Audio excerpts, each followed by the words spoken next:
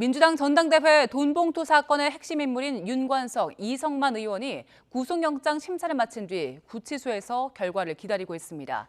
두 의원은 법정에서 직접 혐의를 부인한 걸로 알려졌는데요. 결과는 이르면 오늘 밤쯤 나옵니다. 취재기자 연결합니다. 김혜린 기자. 네, 서울중앙지방법원에 나와 있습니다. 네, 지금은 심사가 종료됐죠? 네, 오전 10시부터 열린 윤관석, 이성만 의원의 구속 전 피의자 신문이 낮 12시 40분쯤 끝났습니다. 심사를 마치고 굳은 표정으로 나온 윤 의원은 성실하게 소명했다고 짧게 언급한 뒤 구치소로 향했습니다. 이 의원 역시 그동안 얘기했던 그대로 법정에서 다 설명했다며 조용히 결과를 기다리겠다고 말했습니다. 두 의원은 법원에 출석하기에 앞서 취재진 앞에서 심경을 짧게 밝히기도 했는데요. 직접 들어보시겠습니다. 법원 심사에 성실하게 임하고 적극적으로 잘 소명하도록 하겠습니다. 국회의원들한테 6천만 원 준 건 인정하시나요? 소감과 논의한 적 있으신가요? 검찰의 구속영장 청구가 얼마나 부당한지를 제가 잘 설명드릴 거고요. 현명한 판단을 받는데 최선의 노력을 다하도록 하겠습니다. 돈봉투 받은 혐의에 대해서는 인정하시나요? 아니, 그걸 제가 인정한 적이 없는데. 네, 두 의원은 돈봉투 의혹으로 이전에도 구속 위기에 놓였었죠? 네, 앞서 검찰은 두 의원의 신병 확보를 한 차례 시도했지만 지난 6월 체포동의안이 부결되면서 법원이 구속영장을 자동으로 기각했습니다. 그로부터 50여일 만에 검찰이 다시 구속영장을 청구한 겁니다.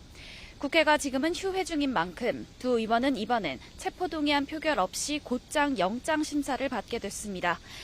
혐의는 첫 구속영장 청구 때와 마찬가지로 정당법 위반 혐의가 적용됐습니다.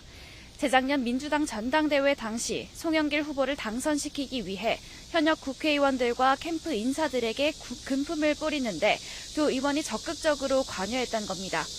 특히 검찰은 윤 의원의 경우 현역 의원들을 상대로 한 금품 살포를 지시하고 300만 원씩 든 봉투 20개를 국회의원들에게 제공해 범행을 주도한 정도가 크다고 봤습니다. 이 의원은 이렇게 뿌려진 봉투 1개를 수수하고 또 경선 캠프 운영비와 지역 본부장 제공 명목으로 캠프 관계자에게 각각 100만 원, 1000만 원씩을 건넨 혐의를 받고 있습니다.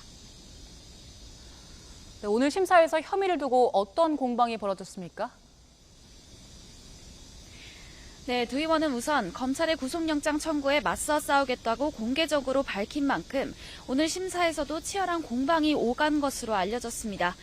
두 의원은 발언 기회를 얻어 직접 혐의를 부인한 것으로 전해졌는데요. 검찰은 윤 의원에 대해 180장, 또 이 의원에 대해 160여 장 분량의 PPT 자료를 준비해 금권 선거는 민주주의의 커다란 위협이라며 두 의원의 구속 필요성을 강조했습니다.